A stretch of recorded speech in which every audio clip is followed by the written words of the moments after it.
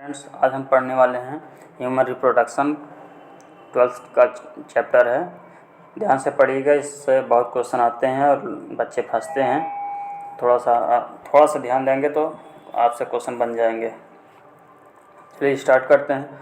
As we are aware humans are sexually reproducing and viviparous. Humans sexually reproducing है and viviparous. अब statement में आपको बोल दिया जाएगा कि एक स्टेटमेंट है, स्टेटमेंट में लिख देगा कि humans are sexually reproducing and oviparous. एक स्टेटमेंट में लिख देगा humans are asexually reproducing and viviparous. तो तीसरे स्टेटमेंट में लिखेगा humans are sexually reproducing and viviparous. तो इस तीनों स्टेटमेंट में सही कौन होगा? लास्ट वाला क्या है? ये एनसीईआरटी की लाइन है, humans are sexually reproducing and viviparous. दोनों कंडीशन फुलफिल होगी तभी जाके करेक्ट होगा। ध्यान दीजिएगा, दोनों हर वर्ड का यहाँ पे इम्पोर्टेंस है। अगर एक भी वर्ड भूले तो गए। तो यहाँ तक समझ में आ गया?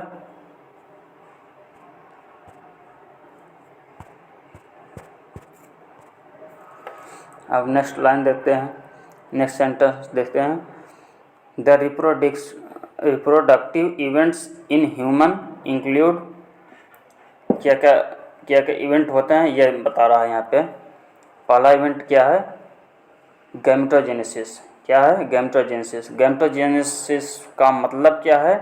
गैमिटो प्लस जेनेसिस। गैमिटो मीन्स गैमीट होता है और जेनेसिस मीन्स पैदा करना, टू प्रोड्यूस। समझ रहे हैं? गैमेटोजेनेसिस पहला स्टेप है सेक्सुअल रिप्रोडक्शन इन ह्यूमन में, या सेक्सुअल रिप्रोडक्शन में किसी भी ऑर्गेनिज्म में अगर सेक्सुअल रिप्रोडक्शन वो ऑर्गेनिज्म कर रहा है, सेक्सुअल रिप्रोडक्शन उसमें हो रहा है, तो गैमेटोजेनेसिस की जो प्रोसेस है वो कंपलसरी है। बिना गैमेटोजेनेसिस के सेक्सुअल रिप्रोडक्शन हो ही नहीं सकता। तो पहला स्टेप क्या होगा? फॉर्मेशन ऑफ गैमीट्स या गैमेटोजेनेसिस। अब गैमेटोजेनेसिस में दो प्रोसेस होते हैं, या दो तरह के होता है। मेल में अलग होता है, फीमेल में अलग होता है। मेल में क्या होता है थोड़ा हम देखते हैं, नेक्स्ट स्लाइड में देखते हैं।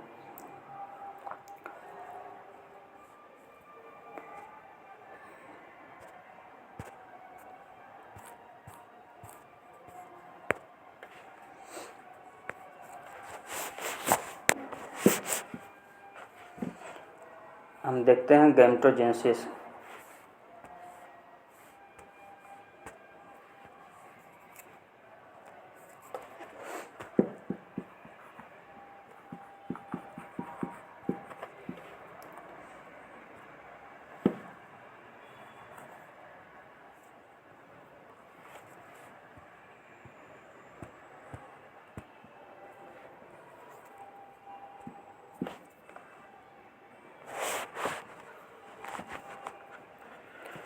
गैमेटोजेनेसिस में दो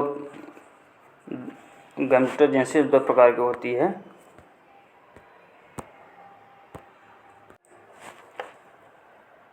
गैमेटोजेनेसिस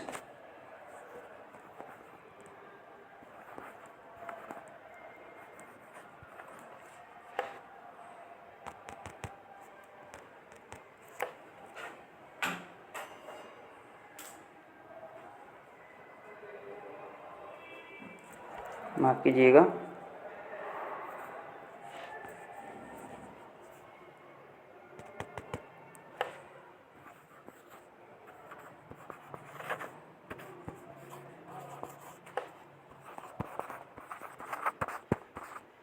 गैमेटोजेनेसिस दो प्रकार की होती है।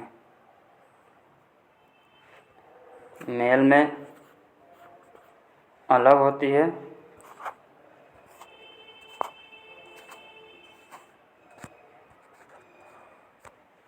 फीमेल में अलग होती है। मेल में गैमेटोजेनेसिस को बोलते हैं स्पर्मेटोजेनेसिस। क्या बोलते हैं? स्पर्मेटोजेनेसिस, यानी फॉर्मेशन ऑफ स्पर्म्स। ये गैमेटोजेनेसिस मेल में है, और फीमेल में क्या होता है, oogenesis। क्यों oogenesis बोलते हैं, क्योंकि उसमें गैमेट जो है उसका नाम ओवम होता है। तो ओवम के फॉर्मेशन को oogenesis बोला जाता है। क्या बोला जाता है, oogenesis।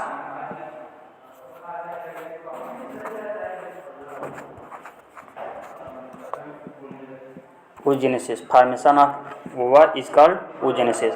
और मेल में क्या होता है, spermatogenesis.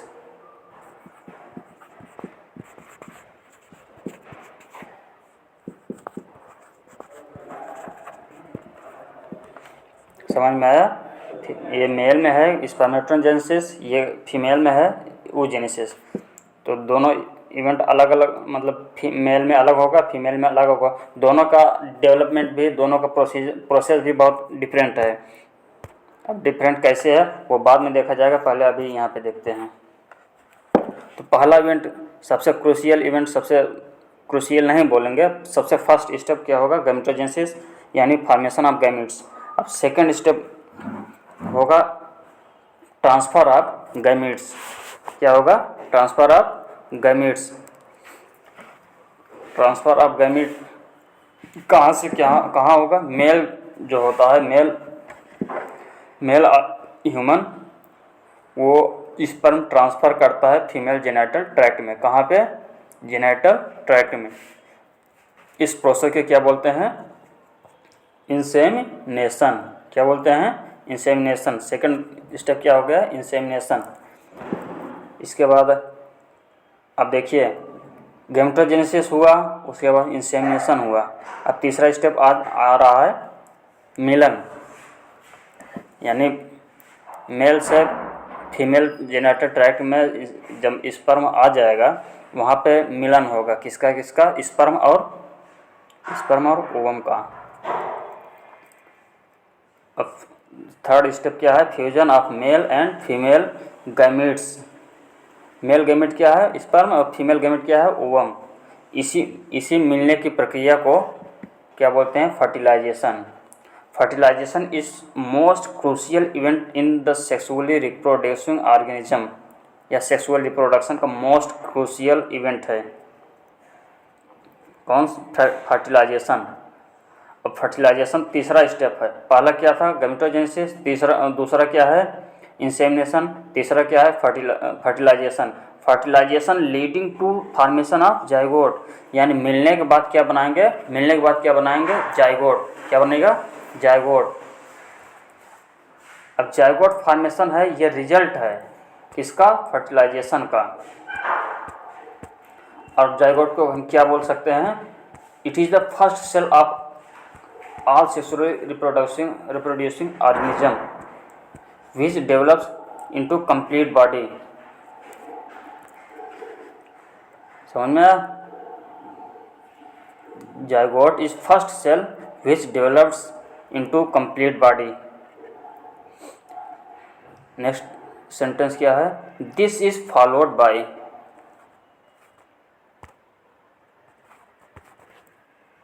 this is followed by formation and development of blastocyst and the attachment to the uterine wall। This is followed by formation and development of blastocyst and its attachment to the uterine wall। इसी process को क्या बोलते हैं, implantation. क्या बोलते हैं, implantation. Implantation किसका होता है, ब्लास्टोसिस्ट का। किसका होता है, ब्लास्टोसिस्ट का। अगर कहीं सेंटेंस ये लिख दिया गया कि implantation of zygote, fourth step में ये लिख देगा implantation of zygote to the uterine wall, ये सेंटेंस गलत हो जाएगा। क्यों गलत हो जाएगा, क्योंकि जाइगोट का इम्प्लांटेशन नहीं होता है। इम्प्लांटेशन किसका होता है, ब्लास्टोसिस्ट का। समझ में आया। तो फोर्थ स्टेप क्या हो गया, इम्प्लांटेशन। पहला फिर से एक बार ध्यान दीजिए, पहला स्टेप क्या था, गैमेटोजेनेसिस। सेकेंड स्टेप क्या है, इंसेमिनेशन, गैमेटोजेनेसिस, इंसेमिनेशन।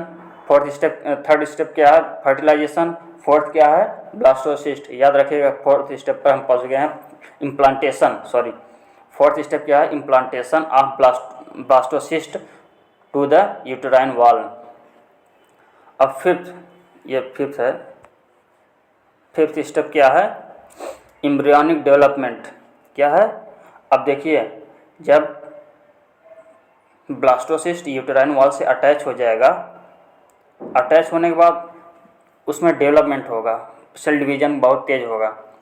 अब सेल डिवीजन होगा, डिफ्रेंशिएशन होगा, डेवलपमेंट होगा। ये 9 महीने का पूरा कंप्लीट 9 महीने का 9 मंथ का प्रोसेस है, जिसको क्या बोलते हैं, एम्ब्रियोनिक डेवलपमेंट या गेस्टेशन। गेस्टेशन क्या बोलते हैं, गेस्टेशन क्या होता है, embryonic development in the uterus. इसको क्या बोलते हैं, गेस्टेशन। कितने कितने दिन का होता है या कितने महीने का होता है, 9 महीने का। यह कौन सा स्टेप था, 5वां स्टेप था। 5वां स्टेप क्या है, गेस्टेशन।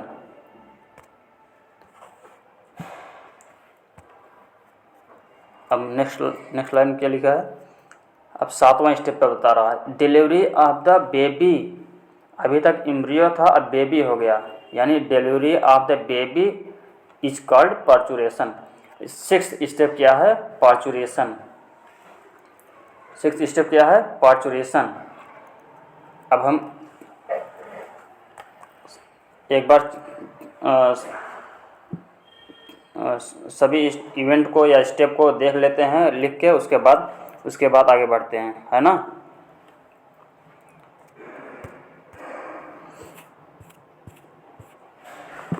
आप भी लिखिए, तब आपको भी याद हो जाएगा और हमको भी याद हो जाएगा। पहला स्टेप क्या था,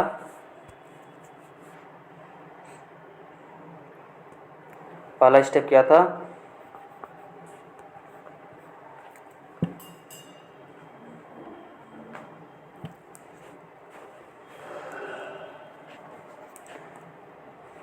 गैमेटोजेनेसिस।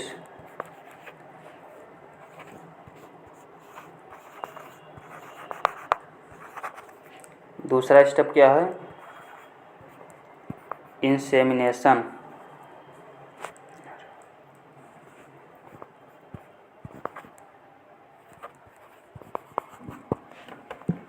माफ कीजिएगा, ये चल नहीं रहा सही से,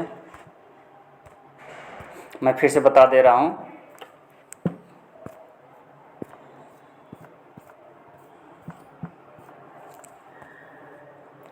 पहला स्टेप गैमेटोजेनेसिस, दूसरा इंसेमिनेशन, तीसरा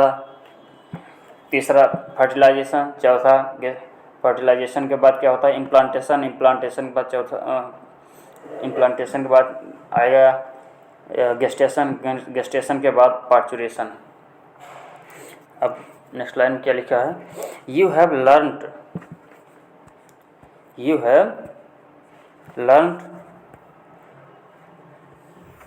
that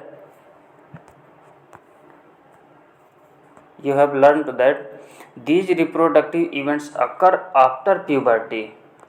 यानी ये कह रहा है कि अगर बच्चा 7-8 साल का है तो उसमें ये प्रोसेस नहीं होगा, यानी ये सब फर्टिलाइजेशन, इंसेमिनेशन, गैमेटोजेनेसिस ये नहीं होगा। क्यों, क्योंकि जो गैमेटोजेनेसिस कब होता है, जब बच्चा एडल्ट होने लगता है, प्यूबर्टी जब गेन करता है या गेन कर लेता है, तब उसके बाद उसमें sexual character, sexual processes, sexual events start होते हैं। इसलिए ये एक स्टेटमेंट लिख के दे देगा तो आपको ध्यान रखना पड़ेगा, नहीं तो गलत हो जाएगा, छोटी सी मिस्टेक कर सकते हैं। क्या स्टेटमेंट ऐसे लिखा रहेगा, all the reproductive events occur before puberty. Before puberty होता है, आफ्टर प्यूबर्टी। यहाँ पे आफ्टर और बिफोर में कन्फ्यूजन हो सकता है, तो ध्यान दीजिएगा, आफ्टर प्यूबर्टी होता है। ये सब रिप्रोडक्टिव इवेंट क्या होते हैं, आफ्टर प्यूबर्टी, यह यहाँ पे ध्यान दीजिएगा। उसके बाद नेक्स्ट सेंटेंस है, there are remarkable differences between the reproductive events in the male and female. ये भी बहुत ज़रूरी बात है। क्या, मेल और फीमेल के रिप्रोडक्टिव इवेंट्स में बहुत ज़्यादा डिफरेंस होता है। आप बोलेंगे कैसे डिफरेंस होता है, मेल और फीमेल दोनों ह्यूमन हैं, उसमें कैसे डिफरेंस हो सकता है, मैं बताता हूँ। अभी आगे लिखा है, for example sperm formation continues even the old man. क्या बोला है कि sperm formation continues in the old man, यानी मेल में बोल रहा है, मेल में स्पर्म फॉर्मेशन प्यूबर्टी से स्टार्ट होता है। कब से स्टार्ट होता है? प्यूबर्टी से स्टार्ट होता है, लेकिन एक बार स्टार्ट होने के बाद जीवन भर स्पर्म का फॉर्मेशन होने मतलब चलता है, लेकिन formation of ovum ceases in women around the age of 50 years, यानी जो oogenesis का प्रोसेस है वो फीमेल में 50 साल के आसपास तक बंद हो जाता है, यानी पीरियड्स बंद हो जाते हैं। फीमेल में 50 साल तक ओवम का फॉर्मेशन या यूँ कहें कि मेंसेस आना या पीरियड्स बंद हो जाते हैं। पीरियड्स के बंद होने को क्या बोलते हैं? मेनोपॉज। और पहले पीरियड को क्या बोलते हैं, या पीरियड स्टार्ट होने के प्रोसेस को क्या बोलते हैं? मेनोपॉज। इसको ध्यान रखिएगा। मेनार्च क्या होता है, पीरियड्स जब स्टार्ट होता है तो उसको मेनार्च बोलते हैं, और जब ख़त्म होता है या बंद हो जाता है या सीज हो जाता है तो उसको मेनोपॉज बोलते हैं। पॉज मतलब आप मोबाइल में चलाते हैं ना, पॉज मतलब क्या होता है? रुकना। इससे ध्यान रखेंगे तब याद रहेगा।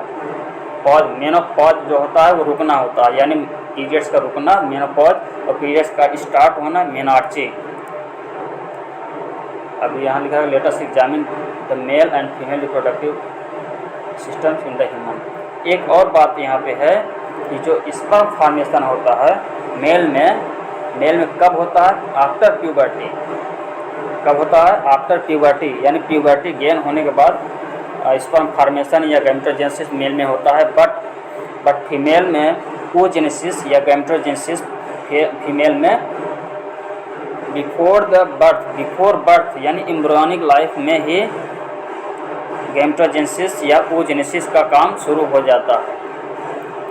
समझ में आया? ये दो डिफरेंस है। क्या क्या? पहला ये कि स्पर्म फॉर्मेशन मेल में ताउम्र रहता है, पूरी एक बार स्टार्ट होने के बाद पूरी ज़िंदगी तक वो चलता है।